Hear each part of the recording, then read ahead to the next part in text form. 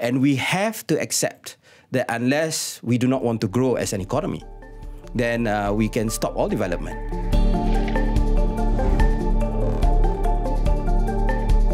Good morning. You're listening to The Breakfast Grille. I'm Shazana Mukhtar. The science couldn't be more clear. The world is running out of time to limit global warming to 1.5 degrees Celsius, with UN scientists warning that we could breach this target in the 2030s without urgent action. The house is on fire. So how is the Malaysian government responding to the climate change alarm bells? Nik Nazmi Nik Ahmad, Minister of Natural Resources, Environment and Climate Change, joins me on the show today to discuss this. Thank you for taking the time to speak with us, Nik. Welcome to the show. Hi, thanks for having me here. I'm going to put you on the spot. Is Malaysia facing a climate emergency? Well, definitely. I mean, we see it every day. We see it with the floods that we have that keep breaking records year after year. And we see it with the incoming heat wave that we're having now. So definitely we are facing a climate emergency like other countries in the world. Okay, so you have taken a different position from the previous government. The Berkuasa national government said there wasn't a need yet to declare a climate emergency as efforts were being taken to combat climate change. In this sense, you're departing from their stance. Malaysia is facing a climate emergency. Well, in substance, yes. But what I'm saying, I think what was asked by the previous, on the previous government was for the government to declare a darurat iklim, a climate emergency in law. With that, I think that, I think that we don't have to declare a legal climate emergency. It was declared in law in the UK and nothing much has happened. What is more important, I think, is to understand about how big the climate situation is and to address it rather than, putting us to certain standards that maybe, that are false or provide an illusion. Okay. At the same time, you acknowledge there's a climate emergency of sorts, but you have also postponed the climate change bill, which was a piece of legislation that was on the cusp of being tabled by the Berkuasa national government, if not for GE15. You've pushed that back another 2 to 3 years. Why has this bill been delayed? Similar to having, about declaring us having a climate emergency, I do not want us to just tick the boxes without having a significant or substantial meat to the legislation. So with regards to the Climate Change Act, and I know my predecessors a few generations back, YB Yobiyin, she did put some work into it, and it was what do you call that, progressing at good pace. However, when I came into office, I didn't get much on the table from my immediate predecessors.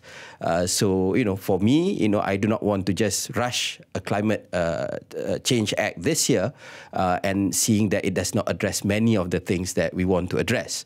Actually, we have many legislations that are existing that can address climate change, that we can work on, make it more effective, which is I think, as important as having a climate change act in place. So you tweeted back in February that we want a bill that's not toothless, that is comprehensive, and that will be truly impactful. What was lacking in the draft bill that warrants a complete overhaul from your perspective?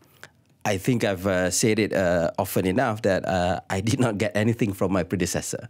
So now, the team... And that's why you're starting from scratch? Yes. So I'm asking the officials at the ministry and for us to have a really thorough look at the legislation, to really consult widely, to see how other countries are doing the legislation, and also to have a proper engagement with the various stakeholders, civil society, academia, businesses, to see when the bill comes out, it will be truly comprehensive.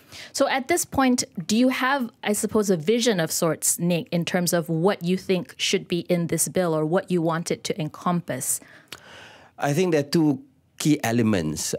In terms of carbon emissions, it's something that we really need to address. But as a country, we do not emit that much. We emit about 0.69% of the carbon emissions globally. We are doing quite well compared to many other countries at our stage of development and our size of economy. However, we also have to play our part. I mean, that's very crucial. And secondly, we are a trading nation. As we know, many E&E companies, for example, are putting stringent climate goals. So if we do not have ambitious climate goals, then our industries will be hollowed out in the next 5-10 years. That's one. But the other part, which is just as important, is things like adaptation and mitigation. I think that is more urgent for Malaysia. We are a maritime country, basically. We've seen the floods, we've seen sea level rise, we've seen erosion happening. So I think those are things that we need to address in the Climate Change Act to ensure that we are able to, survive, when it comes to not just 2050, 2030. All right. Yeah. Ambitious climate change targets. That's what you mentioned, carbon targets. Yeah. So Malaysia has clear goals for climate mitigation that were submitted to the United Nations as part of our National Determined Contribution, NDCs. We updated that in 2021. We're going to reduce the intensity of carbon emissions by 45% by 2030 compared to 2005 levels. Some parties would argue that our NDC targets are not ambitious enough. Reducing carbon intensity by 45% of 2005 levels can be done without actually lowering emissions. How would you respond to that? Well, I think one of the concerns, in fact, I mean, there are two sides to the argument. Some people also said that, we put that target unconditionally. Many other countries, when they have the submissions to the NDC on reduction of carbon intensity, it was conditional. But we gave it away. But I think, it is what it is. And I think we will be reviewing it in the next few years. So I think as long as we stick to that plan, I think we are in good state, because actually many of our targets are very ambitious compared to our neighboring countries, even the more advanced ones. But the issue is not about targets alone. It's about the pathways to achieve those targets. It's like, a student going and declaring to his parents that I'm going to get 10 A's in SPM and not studying, or not working for it. So the targets, I think, is there. It's about working and finding the pathways to achieving those targets. So just to clarify, Malaysia has also pledged to become net zero at the earliest by 2050. This was announced by the Ismail Sabri government, and this is a pledge that the present government also intends to stick to, yes? Yes. Okay.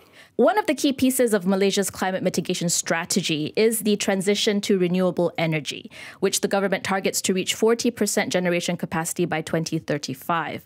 My question for you, Nik, is can this be achieved without first dismantling the fuel subsidies that are keeping energy prices artificially low for Malaysians at the moment?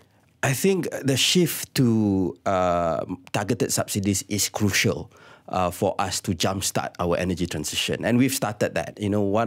Before 1 month in office, my first task was to have the review for the next ICPT cycle, where we increase the surcharge for industries, for commercial sectors which were using which were medium and high voltage users in the energy sector by 400%, right? From all the way to 20 cent. It's still subsidized, but it's a huge increase from what it was. And I think, and there was a lot of complaints, understandably. But I also think that industries, businesses need to understand that we have given a blanket subsidy for so long. And many of these businesses have enjoyed that, right? So complaints, yes, a lot of noise in the media, but ultimately, I met a few of them after a few months, and now they have adopted energy efficiency plans. They are using more solar. And I think just because it's priced nearer to the market and people understand that. And I think the plan is not just for the industries and commercial sector, the non-domestic sector, but also for the domestic consumers. At least we can start with the T20. I mean, if you're using, if you're having a bungalow, a landed house with 10 aircons, dryers and whatnot, you should be paying a market rate for your electricity. I mean, that's something that we want to work on, right? So that's part of it.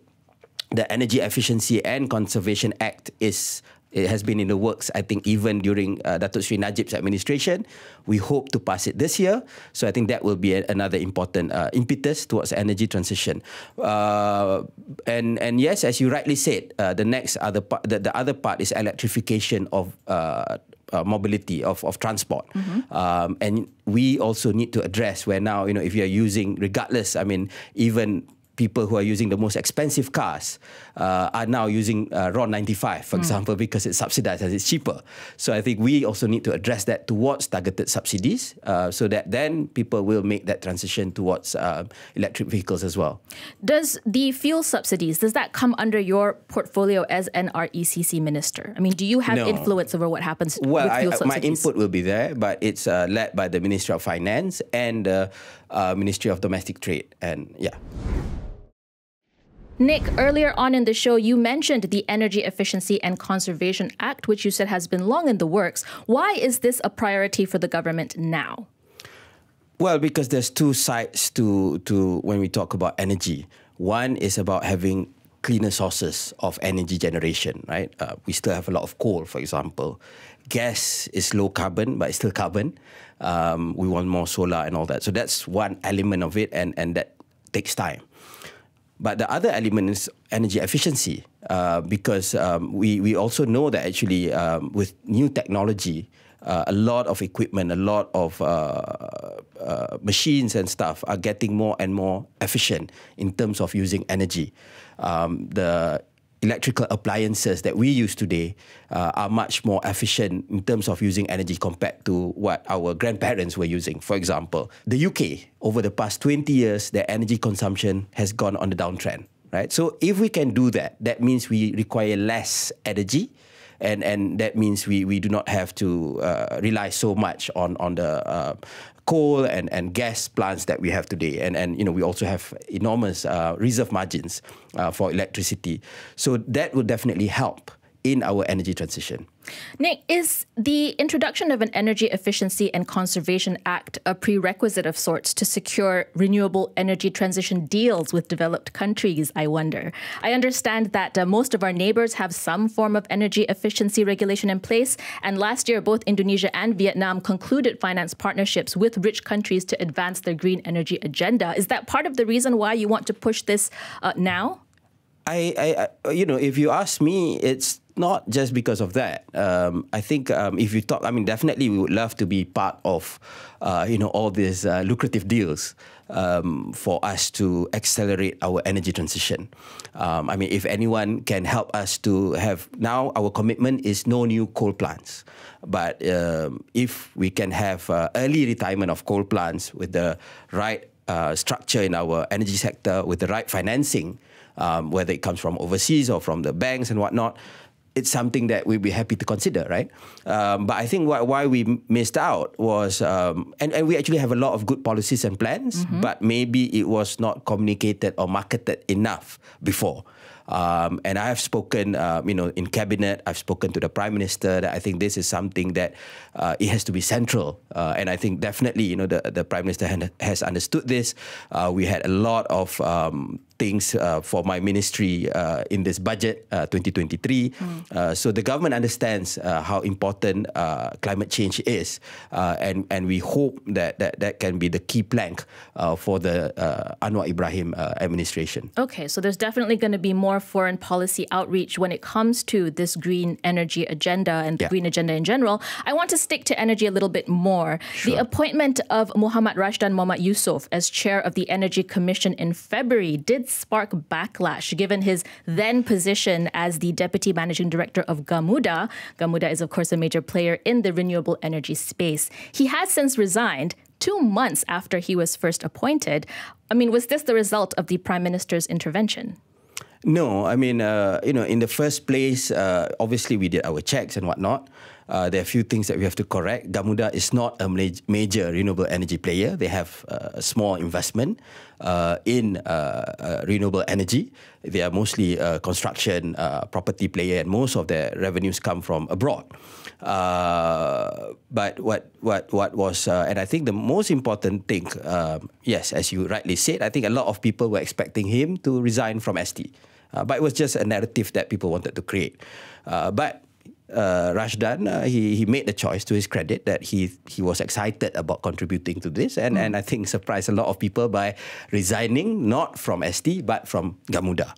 And, he has a long record of being able to shake up markets, being able to do various corporate restructuring that has left, it was really radical corporate restructuring, which I think has shaken up the market. And I think that's why we wanted him there. That's why we put him there, was because I believe that we can do better in terms of energy transition, and we need to have a more, focused view on this, and Rashdan is the right person for this. Are there KPIs that you've specified to him that you want to see him achieve in his post as the chair of the Energy Commission? Well, right now, we under my RER, our renewable energy roadmap, we have targets of installed capacity for RE 31% as opposed to 24% presently, 31% in 2025 and 40% in 2035. Okay.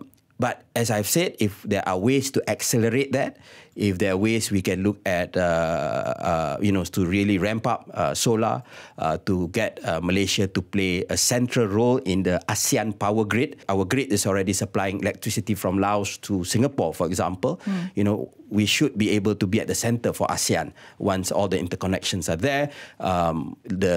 Looking at reviewing our ban on renewable energy exports, So all these things are things that are the KPIs for Rashdan to achieve. Okay, so a very full inbox tray, essentially. Yes, and passing it all to him. I would like to turn our attention to the other side of the climate change action coin, which is adaptation. Yeah. How would you respond to accusations that the government is doing far too little to address climate resilience? The policy focus has been very much on mitigation, on reducing carbon emissions, as evidenced by the many blueprints on low carbon aspirations. When will the government present the Malaysia National Adaptation Plan? Well, we've just submitted our proposal to GCF, the Green Climate Fund, to prepare the National Adaptation Plan, NAP, on 27 March this year. And it's going to focus on water security and water resources, agriculture and food security, infrastructure, energy and built environment, forests, biodiversity and public health. So, yes, as I said, in truth, a lot of the things about carbon emissions and whatnot, we are a very small player in the big sum of things, right? Other countries are contributing far, far more to that. And even if we play our part and they don't, we'll still be underwater by 2050. But adaptation plays a very key role because we have more control over that. We've seen the floods. We've seen what's happening with regards to every year. Places that have never been flooded are now experiencing floods. Erosion, I've seen, roads in the East Coast, in the West Coast, where they are now disappearing because of erosion. So I think adaptation plays a very key role. And definitely it's one of our focus, and I think one of the things that we keep repeating on. Yes, we need to do the carbon emission side and all that because of, yes, we want to play our part. Secondly, we are a global trading player, but adaptation is the priority if you want to talk about survival for our children and their children. So the previous government cited that Malaysia would need funding to the tune of 400 billion ringgit to overcome flooding issues until the end of this century. This is just for flooding. Is that the quantum that you have in mind as well in terms of what's going to be needed to invest in adaptation measures? Well, if you want to talk about adaptation as a whole, it might be even more, right? But yeah, that's based on one study that has been cited. And definitely, we are spending more and more for flood mitigation, for adaptation. We are also going to come up of flood hazard maps and whatnot so that it can be built in insurance calculations. So, basically the country has to move, has to transition towards this. The bulk, and I think, when some people look at it as a huge cost, is the biggest portion of my ministry, for example, flood mitigation. But if you then calculate how much losses, ultimately loss of life, but also loss of property, loss to the economic sectors, if there is, when we see a sea level rise, our biggest port Klang, will be totally exposed. And what's the impact to our supply in the country, right? Getting food, getting vital goods in. Our power plants, a lot of them are near the sea as well. What will happen to them? So these are things that we have to recognize. And then you will understand that the huge expenditure is actually affordable once you look at it, because we are going to save much more when we spend on adaptation and mitigation. Okay. I think many will agree with you, Nik. I think that we do need to see more funding being sent to adaptation, but the point is we're not seeing it yet.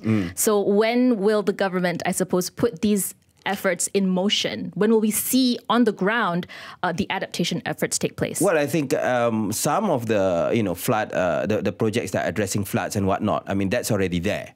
But I think the key part will definitely be when we have the National Adaptation Plan, because that will be the focus for all our adaptation programs and projects. And when will this be tabled? Well, we are working on it. I mean, as I said, it's been submitted to the to GCF. So hopefully we can, once we go through the various stakeholder discussions, because we want the input from the grassroots, from the activists, from various stakeholders, then we will make it as an official policy. Why has it taken so long for adaptation to be made a priority by the government, do you think, Nik? I mean, people would say this is late. We are very late in coming up with this adaptation plan. What gives? Well, I do not want to blame predecessors or whatnot, but I think sometimes, like I said, I mean, it becomes sexy to talk about carbon emissions because it's there, and a lot of times our environment conversations are driven by what's been talked about in the developed countries. And obviously, I mean, I understand why they want to talk about carbon emissions. They are the major polluters, right? They've cut down their forests for 200-300 years, and they've developed at our expense. But people don't want to talk as much about adaptation because it's something that is more relevant to a maritime developing country like Malaysia. And I think sometimes you're stuck with the narrative that's being played in the developed countries. And I think we need to understand that every country's climate challenge differs. When you're a developed economy, when you're a big polluter, compared to a developing country, which is a peninsula and part of an island, right? So that's the context that we have to understand. I would like to touch on forestry measures because unchecked development and deforestation have been cited as among the key reasons for the increased severity of flooding and higher incidence of landslides. Now, we know that forestry management is under state government purview, but what levers do you have in the federal government? What are you using to maintain oversight on what's happening at the state level? Yeah, so when you're at the federal level, we do coordinate between the state governments. We have Majlis Tanah Negara, we have Majlis Biodiversity Negara, which recently sat. We have the Malaysian Climate Change Action Council, which is chaired by the Prime Minister. So Majlis Air Negara. So those are the platforms that we have with the state governments in order to coordinate policies and also to share targets and best practices. What we try to do is, there are various things. For example, now, when there's palm oil, for example, we have, sustainable palm oil certification, even for forest management. So that is an encouragement for them to conform, because in order for them to have access to the widest markets, then they have to meet those targets. And I would say most states do meet those targets. And to the credibility of the standards, when they don't, they are penalized. I mean, they are taken out from the certification. But rather than just sort of a stick approach, we also have what you call the incentives. Right. Carrots, for example, which has been there since 2019, is the ecological fiscal transfer. How effective has this mechanism been? Well, we do see states, because the main complaints when you talk about states that tend to have problems, I mean, I'm generalizing, but it tends to be the states where they do not have a big commercial or industrial sector.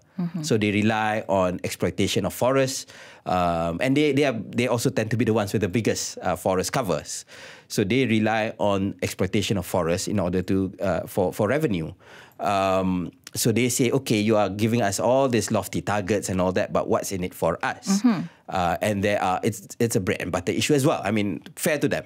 So we say, okay, this EFT, it was 60 million ringgit when it was launched in 2019. Then the last 2 years, it was 70 million ringgit each year. And now the Prime Minister has increased it to 150 million ringgit. But what's the take-up? Is this actually going to state governments, or is it sitting in a bank somewhere? No, they all go to states. We look at, one is the size of the forest cover, but also what they're doing in terms of if they do add their permanent forest reserves, what they're doing for the hutan rosot, the dilapidated forest, what are they doing to restore it? So there are a few criteria that we look into, and we are trying to make it even more sophisticated, so that it's just not just giving free money, but it's conditional. And to encourage good behavior. I think that's the most important thing. But yeah, I mean, the problems are there, definitely. For example, Selangor was the only state that had public consultation for degazettement of forests. It was there in the enactment. Then last year, the previous government adopted that for the National Forestry Act amendment. Unfortunately, after that, only one other state has adopted that as well. The others have yet to do so. So because that is state legislation, in order to exercise that, we have to keep reminding them that, you have to do that, and it will eventually reflect. I mean, some of them now want to go into carbon trading and whatnot. If you don't do that, it will have an impact into the credibility of your carbon assets, and so on and so forth. Okay, so I can see that there is continuous engagement with the state governments on the initiative that they're taking on forestry management. Now, there has been excellent investigative journalism by Malaysian organizations like Rimba Watch and Makaranga on the gaps in forestry data, including differences between what satellite images show and what's in official records of land use. How are you addressing questions of government credibility when it comes to environmental data? Yeah, I mean, I think it's also sometimes an issue of definitions. Okay, I mean, I came up with a very open statement. Listening to, and I've in fact met with most of these NGOs or institutions, listened to their concerns. Sometimes it's also an issue of how we can communicate better. But yeah, for example, one of the major issues is whether forest plantations should be deemed as forests at all, and we know that there's a problem. States like Kelantan, for example, or even other states have issues with forest plantations. And what we have been doing, the previous Prime Minister, to his credit, he has put a moratorium on forest plantations, because what happens is that it's supposed to repair dilapidated forests. Then you're supposed to have, you're able to have selective forestry exploitation over the next 30 years or something. But often it goes to virgin forests, and they just want the timber, and then the replanting doesn't happen, or it happens very slow, or it's just monospecies or foreign species that's being planted. Because it's actually, forest plantation can be very, very expensive if you want to do it right.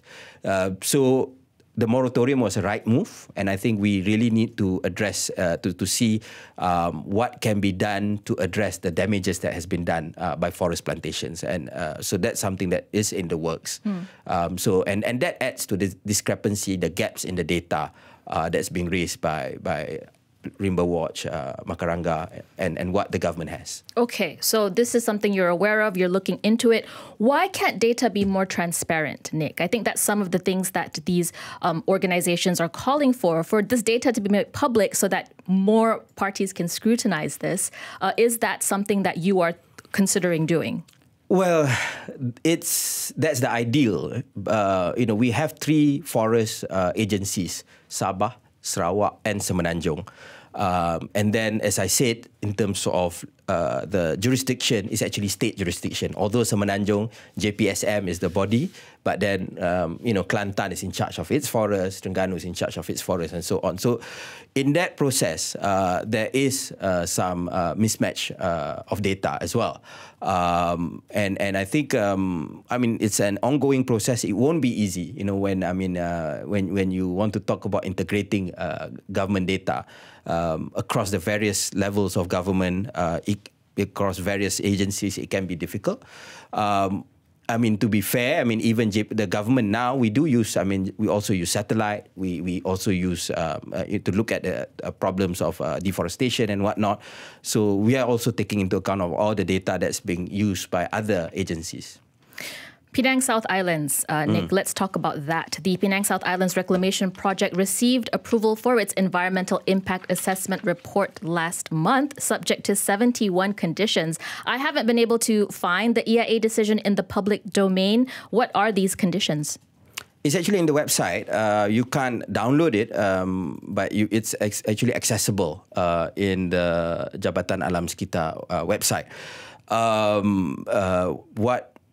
What I can say is that, it is a process. It's not that I personally approve or reject the report. How much say do you have over these EIA decisions as I had a few minister? meetings. I met... I listened to the case of the state government, I also listened to the concerns that were raised against the project. But it has its own process. It has its own board that actually approves it. It's not an arbitrary thing where even the ketua pengarah, that's how it should be. It shouldn't be on one person to approve or disapprove a project. And to be fair, it has gone through a long process. It was approved, 2018 and then 2019, and then an appeal came in. So the EIA was rejected, I think, in 2020 or 2021, and then whenever then the state, the Penggerak project, the state authorities came out with the plan, related authorities had some concerns. It was all addressed one by one.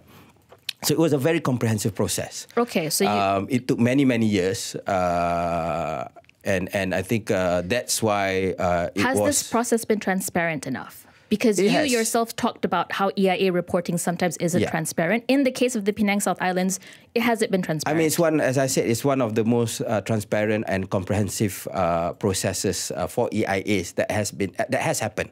Okay, that's one. But what the other thing that we have to bear in mind, even the approval was granted with 71 conditions. It's not a blank check, and it's still subject to the environmental management plan, EMP, being approved. It has not been approved. Right? So there's a few more stages to go as well. Just because the EIA was conditionally approved doesn't mean that it's all that they can do what they want there. Okay, so what are you going to do then to ensure that there's proper oversight on the project implementation? Well, like I said, we will the EMPs, the EMP will be looked into. We will ensure that the Penggerak project can satisfy all the 71 conditions. And there's still, people can still appeal if they want to appeal against the EIA approval, even though it's conditional. People can still go to the state government that approves, and they have that process through the local government route. So there are various routes that they can use for anyone who's unhappy with the project.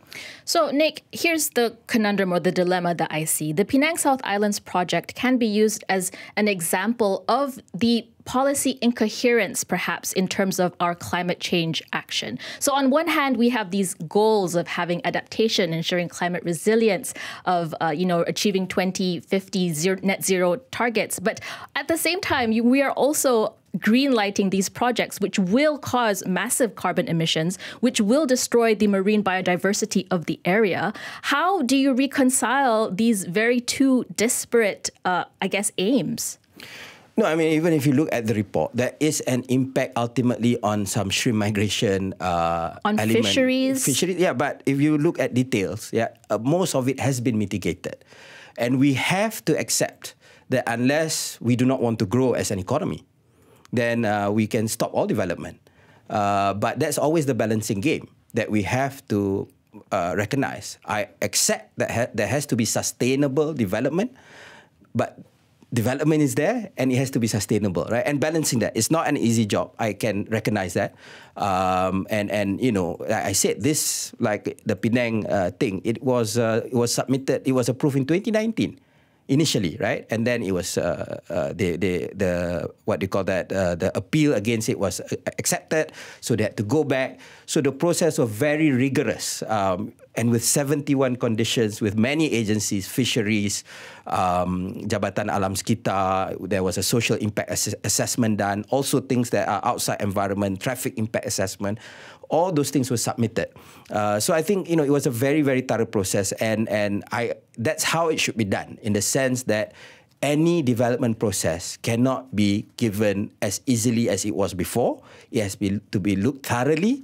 But it's something that we have to recognize that there will be, what do you call that? There will be things that we have to give and take in any decision. Okay. But as much as possible, I would like, you know, the development has to be sustainable. All right. We have 1 minute left on the clock, Nik, but I can't let you go without making some reference to the political situation in the country. We're heading into state elections in the next 6 months, if not sooner. Is this a primary consideration in policy making for the government? Are you holding off on the tough decisions until after the polls to avoid risking disenchantment among the voting public? No, I think for us, it's what's best for the country. Obviously, you have to be smart at communicating it. Obviously, you have to listen to and engage with the stakeholders. That's the political reality. You have to be tactical about those things. But the big picture for us, if we need to do something now, it's a bit difficult, then we will do it now, because it's if it's necessary. Nik, thank you very much for joining me on the show today. Thank you. Thank you very much. I've been speaking to Nik Nazmi Nik Ahmad, Minister for Natural Resources, Environment and Climate Change. This has been The Breakfast Grille on BFM 89.9.